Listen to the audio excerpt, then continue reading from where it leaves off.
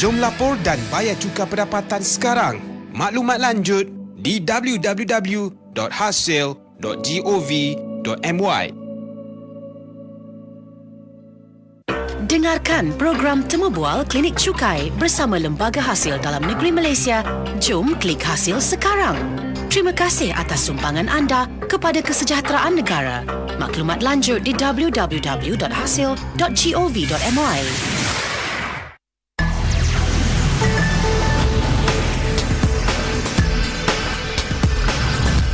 Baik, Assalamualaikum kepada semua pendengar-pendengar setia bernama radio dan waktu ini. Ya, seperti kita janjikan, kita bersama-sama dalam program Klinik Cukai. Ya, dibawa oleh Lembaga Hasil Dalam Negeri Malaysia, nak berbicara berkaitan dengan 9 perkara perlu anda tahu tentang duty stamp.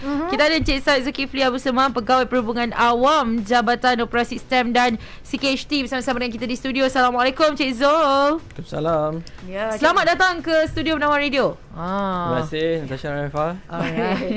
Cik Zul nampak tunduk malu kita pula berdebat. Kita pula ada apa ni? Ada tambah satu lagi perkara yang Cik Zul suka ke? Okey. Baik, dan kalau sebut tentang duty stamp ni sangat penting ya bila kita berurusan dengan hartanah, tak kiralah nak beli rumah ke, nak tukar hak milik ke, kita semua perlu mengambil kira kos yang berkaitan, termasuk kos atau bayaran duty stamp. Oleh itu, tidak semua orang yang tahu berkenaan dengan kos ini. Jadi kali ni kita nak merungkailah berkaitan dengan duty stamp ni. Dia bukan macam kumpul-kumpul stamp ke, bukan ya. ialah perkara yang berbeza. Baik. Jadi Cik Zul, apa itu duty stamp? Okey. Raifah dan Natasha terlebih dahulu saya ucapkan terima kasihlah atas jemputan Radio Bernama untuk Klinik Cukai kita kali ini. Jadi topik kita kali ini kita fokus pada duty stamps. So perkara pertama yang perlu anda tahu dalam Klinik Cukai kali ini ialah apa itu duty stamp. Okey, saya percaya tak semua yang betul-betul tahulah dah faham apa itu duty stamp. Okey, kalau kita tak tahu ni memang selagi itulah kita takkan faham dan kita akan buat tak kisah sampailah satu masa kita kena berhadapan dengan perkara itulah. Contoh beli rumah macam tadi cakap kan. So duty stamp ni dia dikenakan ke atas dokumen atau perjanjian yang disenaraikan di bawah jadual pertama atas stamp 1949. Atau dah lama 1949 kita masih pakai, yang punya kesan perundangan, komersial dan kewangan. Okey, di sini saya kongsikan beberapa contoh dokumen lah ataupun dalam duty stamp kita istilahkan sebagai surat cara yang dikenakan duty stamp. Antaranya adalah borang pindah milik hartanah. Ini siapa yang beli rumah dia tahulah. Kita panggil borang 14A, biasanya macam tu kanun tanah negara. Kemudian borang pindah milik saham. Perjanjian sewa, ini pun common juga. Perjanjian pinjaman, ini saya rasa semua orang pun pernah hadapi.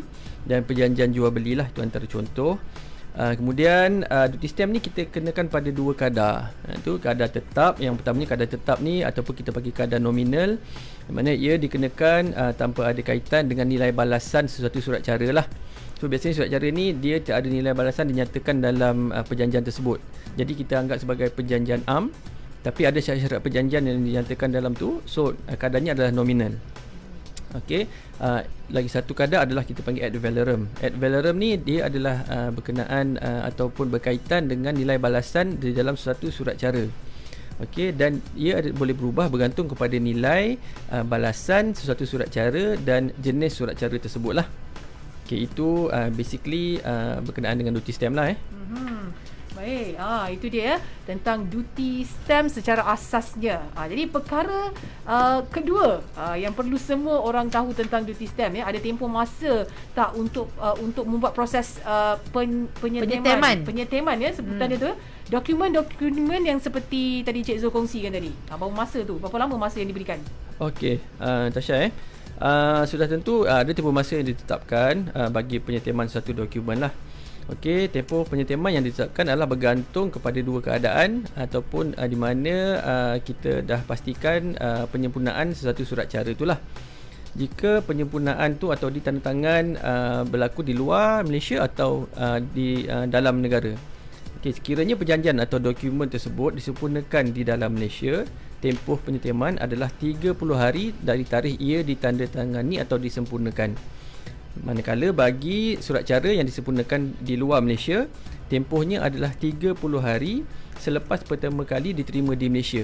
Okey, kita nak tahu macam mana pertama kali diterima di Malaysia, dia kena buktikanlah melalui sama ada courier servis yang hantar date penerimaan dekat dia ke dan sebagainya. Itu antara bukti yang dia kena bagi kat kita lah. Contoh kalau dia dah sign lama dekat overseas kan. Lepas tu dia bagi dekat kita lebih pada 30 hari. Tapi dia kata sebab sign kat overseas, so dia terima dekat sini dalam tempoh 15 hari. Dia buktikan kepada kita. Jadi dia tak ada kena penalti apa-apalah. Okey.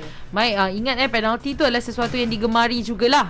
Tapi make sure anda tak kena penalti. Kalau anda ikut satu persatu, ikut tarikh yang betul, tak kena lah. Alright. Dan juga dari sudut amount duty stamp tu macam mana pula? Okay, in term of amount duty stamp, Raifah, kita akan tentukan berdasarkan kepada surat cara yang dikemukakan kepada kita lah. Biasanya yang akan menilai atau mentaksir duty stamp untuk satu surat cara adalah pihak cawangan atau kita panggil pejabat stamp cawangan, pusat khidmat hasil, dan kita juga ada pejabat satelit. So di sini bila dokumen dikemukakan kepada pejabat-pejabat ini, mereka akan nyatakan berapa nilai duty stamp yang perlu dibayar untuk sesuatu perjanjian tersebut. Baik, okey, itu dia amount duty stamp kan. Dan antara lain dah tentunya kaedah. Kaedah-kaedah penyeteman. Setiap dokumen penyeteman. Stamp penyeteman. Orang Perak dia kalau tersebut teman. Penyeteman. Ya. Setiap dokumen ataupun perjanjian yang disebut oleh Cik Zul tadi ni. Bagaimana? Okey. Tasha, kalau kita sebut tentang kaedah penyeteman, sekarang ni kita ada 3 lah yang mana kita gunakan kaedah, tapi kita lebih kepada ataupun kita lebih menuju kepada digitalisasi. So kita menggalakkan pengguna kita menggunakan stamps lah, sistem online kita. So bila mereka menggunakan stamps, kita punya kaedah ataupun output daripada kaedah tersebut adalah sijil stamp ataupun receipt stamp yang mana dijana daripada sistem semasa ataupun selepas bayaran dibuat melalui dalam talian. Okey, stamp akan dijana secara elektronik dan perlu dikepilkan pada dokumen sebagai bukti penyeteman. Okey, itu kaedah yang pertama. Kemudian kaedah yang kedua, ini yang common. Kalau yang student ke, yang memang biasalah pernah tengok stamp pelekat RM10 tu. Kan? So yang ini kita tak jual di lembaga hasil, dijual di pejabat pos. Dia adalah ejen sah kita dan ejen tunggal. Jangan beli di Shopee okey. Ada jual lah Shopee? Ada, tapi kita boleh dakwa. Dalam akta kita, sesiapa yang menjual tanpa kebenaran atau izin, kita boleh dakwa dia lah. Atas stamp kita covered dekat situ. So jangan beli dekat Shopee ataupun selain daripada pejabat pos lah, sebab the sole agent ataupun ejen tunggal kita adalah pejabat pos. So stamp hasil boleh didapati di pejabat pos Malaysia dengan denominasi ataupun denominasi ni adalah kita panggil nilai muka dia lah, RM1, RM5, RM10, RM50, RM100 dan RM250, ikut kepada nilai duty stamp yang perlu dibayar lah. Okey, kemudian bila dibeli di pejabat pos, stamp hasil ni perlu dibatalkan di pejabat lembaga hasil dalam negeri Malaysia, pejabat stamp lembaga hasil dalam negeri Malaysia. Jadi dia tidak diketuk di pejabat pos. Macam dulu kalau stamp kita beli ketuk. So pembatalan dibuat di pejabat lembaga hasil dalam Malaysia sebab kita nak tentukan duty. Tadi kita cakap macam mana tentukan duty kat pejabat kita kan. So tapi untuk penggunaan stamp hasil ni terhad kepada transaksi yang kurang daripada RM500 sahaja. Okey. Kalau lebih daripada itu kena guna kaedah stamps tadilah. And then kita ada satu lagi, ini yang paling lama sekali, resit kewangan 38 KEW.38 ni. So resit ni kita memang jarang sangat gunakan, kecuali kalau sistem kita memang down atau offline. So ada perkara urgent yang perlu klien ataupun pelanggan stampkan, so kita akan gunakan. Tapi buat masa ni memang kita ada dalam simpanan, tapi kita tidak gunakan sangatlah. Okey. Cik Zul, netizen tanya, dia kata kan, apalah pentingnya stamp-stamp ni? Udahlah kita dah dapat surat tu, dah ditanda tangan, penjual pembelinya dah tanda tangan, dah setuju, ada saksi, cukuplah nak di stamp ngapa? Dia tanya. Okey, nak jawab selain perak juga ke? Kalau boleh kita okey. Kalau boleh difahami lah. Okey, tak apa. Okey, macam ni, dokumen atau surat cara yang disertakan dengan sempurna boleh diterima sebagai bahan bukti di mahkamah. Okey, berbanding dengan dokumen yang tidak distemkan dengan sempurna, kalau bawa ke mahkamah, ia tidak diterima ataupun tidak boleh dijadikan sebagai satu bahan bukti lah untuk satu pendakwaan. So saya bagi contoh, kita ada rumah sewa kan, lepas tu kita sewakanlah sebagai menjaga kepentingan kita ataupun harta kita, rumah sewa tu, contoh kita sewa dengan perabot dan sebagainya kan. So kita sebagai tuan rumah, kita tentulah tak nak rumah dirosakkan, kemudian perabot-perabot kita bila orang dah pakai semua dah tak boleh guna lagi kan. Jadi dalam dokumen sewa atau perjanjian sewa kita tu, kita masukkanlah semua apa perkara-perkara yang kita ataupun property-property kita yang kita nak jaga kepentingannya tu, kita nyatakan dalam tu. Jadi sekiranya apa-apa berlaku, dirosakkan ataupun berlaku khianat oleh penyewa dan sebagainya, masa tu kita gunakanlah perjanjian tersebut, bawa ke mahkamah untuk dibuat pertimbangan atau diadili oleh pihak mahkamah lah. Jadi di mahkamah dia akan tengok adakah nilai duty yang dibayar tu adalah nilai duty yang sepatutnya. So barulah dia akan covered. Sebab tu duty stamp ni tidak boleh ditaksir, kita kata RM10 je, macam tu. Ada sebab dia, sebab untuk menjaga kepentingan kita juga sebenarnya. Okey, saya tertarik bila kata sewa rumah tu pun sebenarnya kalau betul ada. perlu pakai Duty stamp juga, ni dia bukan biasa-biasa melalui WhatsApp je ke apa Betul. Maksudnya nak pastikan perjanjian tu sah. Betul. Di dalam perjanjian Legally bind lah kita panggil kan. Dan sekiranya berlaku sesuatu, kita boleh dakwa lah kan, maksudnya Betul. dengan cara yang betul. Pakai Betul. peguam I sue you. Dia bukannya macam bak kata Encik Zul, RM10 je duty stamp. Bukan sebab itu. Betul. Tapi banyak lagi sebenarnya perkara penting perlu kita lihat di sebalik duty stamp tu. Baik, untuk anda yang baru saja dengarkan kami, waktu ini kita bersama-sama dalam program Klinik Cukai. Tetamu kita Encik Said Zulkifli Abu Saman, Pegawai Perhubungan Awam Jabatan Operasi Stamp dan CKHT. 9 perkara perlu anda tahu tentang duty stamp. Baik, jadi kaedah bayarannya tu pula, bagaimana yang boleh dilakukan? Okey. Kita dah sampai yang ke-6 Daripada 9 kita dah sampai ke-6. Okey. Ada 6 kaedah. So 6 kaedah bayaran duty stamp lah. Yang pertama, secara tunai. Ini pilihan yang ada Secara tunai maksudnya hadir ke kaunter lah. Okey, daripada dulu sampai sekarang kita masih ada secara tunai. Kemudian menggunakan cek anak guam. Biasanya cek anak guam ni dikeluarkan oleh peguam lah. Maksudnya surat cara tu pelanggan mereka mengarahkan mereka untuk stamping. So mereka akan datang ke pejabat lembaga hasil dan membawa dokumen bersama dengan cek anak guam. Ataupun kalau pengguna biasa yang tidak melalui peguam, mereka akan gunakan bank draft lah. Bank draft yang dibayar atas nama pemungut duty stamp. Jangan bayar atas nama saya sebab tak boleh, tak sah, nanti reject je cek tu. Okey. Kemudian kiriman wang pos ataupun kiriman wang. Okey, ini pun rare lah ataupun sangat jarang digunakan lah. Saya rasa kita punya generasi yang 90-an dan sebagainya pun mungkin tak pernah tengok kot kan kiriman wang dengan wang pos ni. Jadi tak glamour sangat lah orang cakap kan. So yang paling glamour yang inilah bayaran dalam talian. Semua orang online sekarang kan. So kita ada pilihan bayaran secara FPX untuk penyetiman yang gunakan online system stamps kita. Kemudian bayaran dalam talian ada juga pilihan bagi pengguna CIMB Biz Channel dan Public Bank. So yang ada internet banking untuk CIMB Biz Channel dan Public Bank boleh terus buat bayaran online. Kemudian yang kita kata tadi stamp hasil lah. Tapi bayaran dalam talian untuk kaedah stamp kat sini saya cuba jelaskan secara ringkas lah So dia digunakan untuk penyetiman dokumen oleh firma guaman stamp. Jadi macam saya cakap, peguam, bank, syarikat insurans dan lain-lain syarikat yang kita namakan sebagai ejen berdaftar lah. So ini adalah kaedah yang memang kita sedang promote dan kita galakkan untuk penggunaan dia, kerana ia adalah satu yang mudah, dekat mana-mana saja boleh capai, macam kita punya e-filing. Kemudian masa, tak perlu cari parking, bayar parking. Lepas tu dengan Lembah Kelang ni contohnya, kalau jam nak pergi pejabat lembaga hasil, tengok alamat kaunter dah tutup, sampai dah tutup kan. So jimat masa dan surat cara pun boleh attach online sahaja. Lepas tu data yang selamat dan terjamin, kos pun kurang. Kemudian semakkan status pada bila-bila masa. So luar waktu pejabat pun boleh semak sebab kita online kan. And then pelbagai cara bayaran boleh digunakan lah untuk penggunaan stamps ni.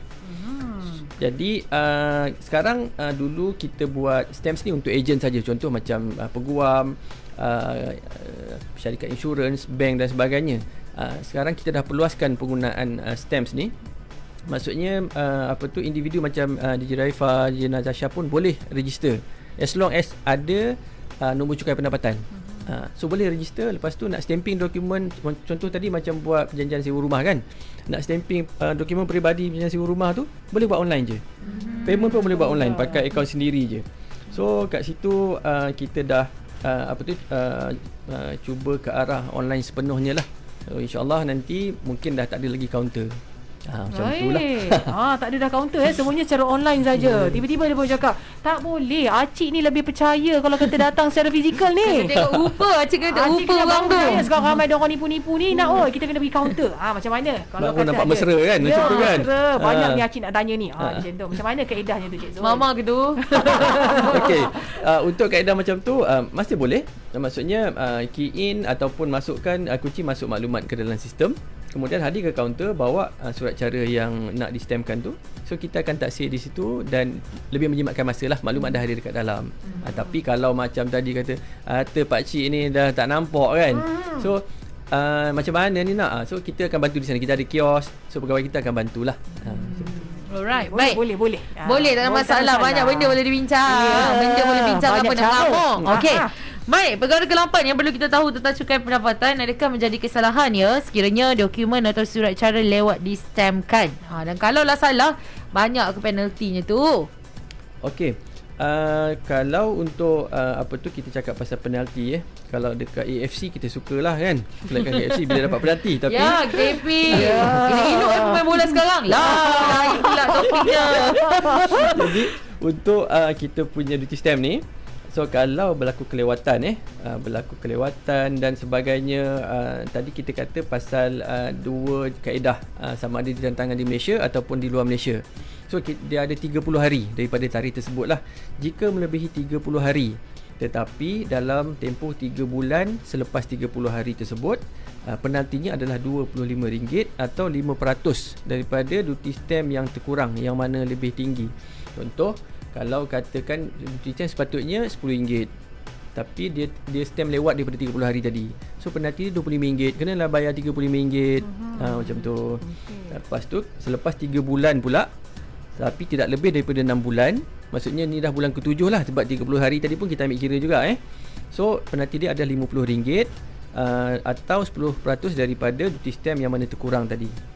Kemudian kalau dah lewat sangat, ini maksimum lah. Selepas 6 bulan dan seterusnya, penalti maksimum adalah 100 atau 20% daripada duty stamp yang mana terkurang, yang mana lebih tinggi lah. So kita akan kira berdasarkan kepada dua ni, yang mana yang lebih tinggi. Kita akan ambil kadar penalti pada yang lebih tinggi. Kemudian tindakan undang-undang boleh dikenakan kepada individu yang terlibat dalam penipuan atau pemalsuan duty stamp ni. Jadi jangan ambil mudah, elakkan masalah pada masa hadapan. Okey, ada soalan di Facebook Syah? Sila, ya. Martina Josepha Koing, dia tanya, boleh pakai akaun online individu tak untuk buat urusan syarikat? Contoh stamping untuk agreement company. Boleh, tak ada masalah. Boleh tak ada masalah. Akaun untuk bayar online tak ada masalah tuan-tuan dan puan. Boleh. Untuk akaun individu nak bayar urusan syarikat. Boleh. Tak ada masalah. Okey, baik, dan itu tadi perkara ke-8 yang Encik Zul kongsikan kalau kata terlewat lah nak buat duty stamp tu. Dan satu lagi, adakah sijil stamp yang diterima boleh disahkan tahap ketulinannya? Apa caranya kalau nak sahkan sijil kita tu? Ni sijil yang sah ni, sijil asal ni. Okey Tasha. So sekarang ni kita sentiasa berdepan dengan scammer. Banyak cara dia buat untuk menyatakan bahawa dia adalah daripada pihak berkuasa lah. Contoh polis ke, lembaga hasil memang glamour lah dengan scammer ni. So kalau kita baca kat paper, mata-rata tengok kan, kena scam lembaga hasil kan, kena scam lembaga hasil. Tapi bukan lembaga hasil yang scammer tu. Kita jujur insyaAllah. So untuk duty stamp kita especially duty stamp hari ni, sijil yang kita keluarkan, yang mana output daripada penggunaan stamps tadi, setiap dokumen yang disediakan melalui stamps, maklumat penyetiaan ada disimpan dekat portal stamps lah, di mana boleh dilawati di stamps.hasil.gov.my, bertujuan untuk memberi maklumat dan pengesahan ketulinan berkenaan dengan surat cara atau dokumen yang telah distampkan. Okey, pembayar duty atau siapa saja yang dapat sijil stamp ni, salinan sijil stamp ni, boleh pergi ke portal kita tadi tu dan buat semakan ataupun pengesahan ketulinan pada paparan hadapan portal stamps tu. So jika pembayar duty atau pengguna stamps masukkan nombor adjudikasi dan nombor sijil untuk mendapatkan maklumat pengesahan ketulinan sijil, nombor adjudikasi dan nombor sijil atau resit yang boleh didapati daripada sijil stamp akan memaparkan maklumat sebenar yang berkenaan dokumen atau surat cara yang distampkan. Contoh dalam tu antara Raifah dengan Natasha. Lepas tu dah bayar semua kan. So kita keluarkan resit tadi.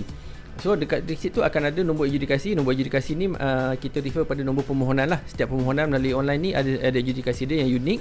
Dan selepas bayaran dibuat, kita akan keluarkan satu nombor resit, juga nombor yang unik.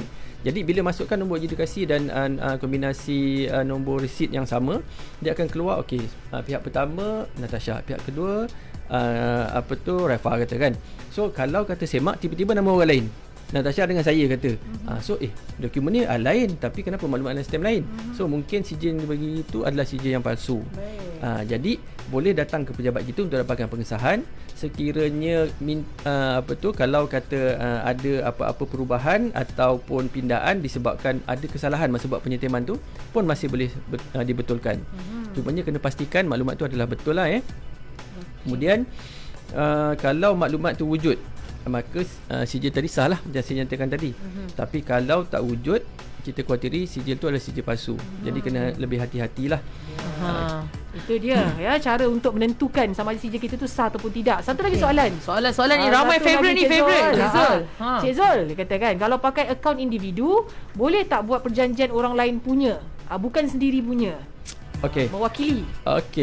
Kita limitkan untuk masa sekarang ni penggunaan individu tu dia punya ID kalau dia login dan dia daftar, hanya perjanjian yang salah satu pihak adalah nama dia. Contoh antara A dengan B, dia tak boleh buat perjanjian antara yang daftar ni A. So perjanjian tu nama B dan C. So kita akan sekat lah. Kita punya sistem akan sekat. Sebab kita buka pendaftaran ni untuk semua, untuk semua yang ada nombor cukai. Tetapi kalau mereka tidak ada nombor cukai, jangan khawatir, boleh hadir ke mana-mana kaunter kita. Dia boleh daftar, tapi dia tidak boleh submit secara online. Dia kena daftar, diisi maklumat, lepas tu hadir ke kaunter. Macam tadilah pilihan yang ada tadi kan, pilihan ketiga yang ada tadi, daftar, kemudian isi maklumat surat cara ataupun perjanjian dia, kemudian hadir ke kaunter untuk taksiran dan buat bayaran. Itu option untuk mereka yang nak register akaun individu tetapi masih belum daftar dengan belum daftar fail cukai pendapatan atau tiada fail cukai pendapatan. Ada orang yang memang dia tidak dikenakan cukai pendapatan, jadi dia tak ada fail. So dia, apa pilihan yang dia ada, kalau dia nak buat perjanjian untuk diri sendiri, dia perlu hadir ke kaunter kita tapi dah masukkan maklumat dia siap-siap. Jadi limatlah masa dia di situ. Kalau tak tahu apa-apa tak apa, anda boleh saja ke kaunter kerana pihak lembaga hasil sangat mesra pelanggan ya, belum pernah lagi dimarahi. Betul. Jangan risau, bukan sebab kita interview mereka. Ya, tapi mereka akan memberi bantuan adalah seorang yang diaudit tak tahu kenapa diaudit. Untuk lebih mesra lagi untuk lebih mengenali mungkin. Dan mereka melayani dengan baiklah. Alhamdulillah. Kita dah bincang 9 perkara yang anda perlu tahu tentang duty stamp. Jadi sebelum kita akhiri klinik cukai pagi ni, pesanan Encik Zul kepada semua. Alhamdulillah 9 perkara kita dah bincangkan. Jadi dekat sini macam biasalah, bila cakap pasal lembaga hasil dan scammer dan sebagainya, macam kita cakap tadi, terlalu common sangat. Orang dapat call kata daripada lembaga hasil ada tunggakan cukai. Jadi dekat sini ada beberapa perkara yang saya nak kongsikan. So nasihat saya, pastikan semak keturunan sijil stamp tadi dekat portal kita stamps.hasil.gov.my. Jika maklumat tidak wujud, terus hadir ke pejabat kita untuk dapatkan pengesahan, dan kiranya masih berlaku dan perkara itu dikhawatiri palsu, boleh buat laporan polis lah. Dan saya juga nak ingatkan orang ramai sentiasa waspada dengan sedikit penipuan kewangan, di mana jua dan mangsa yang ditawarkan dengan pinjaman kewangan tanpa syarat lah. Biasanya dia akan minta individu ni bayar dulu duty stamp. Contoh, dia kata you ditawarkan loan RM50,000 tapi duty stamp you RM20,000. You kena bayar dulu baru kita release. Jadi tak kerugi tu, nak pinjam RM50, RM20,000 dah kena keluar kan. Macam itulah. So dia scammer ni ataupun perkara-perkara yang ada ada kita nak cakap benda tak betul ni, dia akan pelik sikit lah dia punya modus operandi dia. So kita kena lebih alert lah. Sebab tu kita datang hari ni, kita nak cakap apa tu duty stamp. So bila orang dah kenal, orang tahu, tak mudah kena ni dengan scammer lah. Kemudian berkenaan dengan panggilan, mesej, email ataupun surat yang meragukan, jangan dedahkan identiti atau butiran diri lah, terutamanya butiran perbankan. Kemudian bayaran tunggakan cukai dibuat kepada lembaga hasil dalam negeri Malaysia. Kalau ada orang luar yang call kata nak tolong buat bayaran tunggakan hasil, itu semua jangan dipercaya. Okey. Nak pula kalau call pakai handphone memang kita tak call pakai handphone lah. Baik. Dan individu yang menerima pendapatan perniagaan, okey, ini pesanan lah jangan lupa untuk lapor pendapatan cukai untuk tahun 2021 yang makan gaji dah habis dah itu. Bulan April kan. Tapi masih boleh submit tapi lewat lah. Dia masih dibuka hingga 30 Jun ni lah. Tambahan masa kita bagi sehingga 15 Julai 2022 untuk pengguna e-filing. So untuk maklumat lanjut boleh layari www.hasil.gov.my. Okey, baik. Itu dia pesanan dari Encik Said Zulkifli Abu Usman, Pegawai Perhubungan Awam Jabatan Operasi Sistem dan CKHT. Terima kasih kita ucapkan untuk Encik Zul. Ya, Cik Zul, tapi ada soalan nanti kat Facebook minta tolong jawab. Saya rasa saya tahu jawapan dia, Ni. tapi kita nak Cik Zul dah komen kat situ. Boleh mesra sikit. betul. Membuktikan Di Facebook. kemesraan lembaga hasil tu. Ya, ada ada soalan. nama radio Jadi kalau anda ada soalan juga nak ditanyakan, boleh terus tinggalkan komen anda. InsyaAllah Encik Zul akan balaskan nanti. Baik, sekali lagi terima kasih Encik Zul kerana bersama dengan kami dalam program Klik Cukai. Okey, terima kasih Arifan, Tasha. Baik, dan untuk anda terus dengarkan kami di Bernama Radio, stesen berita bisnes. Pilihan anda. Demikian tadi program Temu Bual Klinik Cukai bersama Lembaga Hasil Dalam Negeri Malaysia.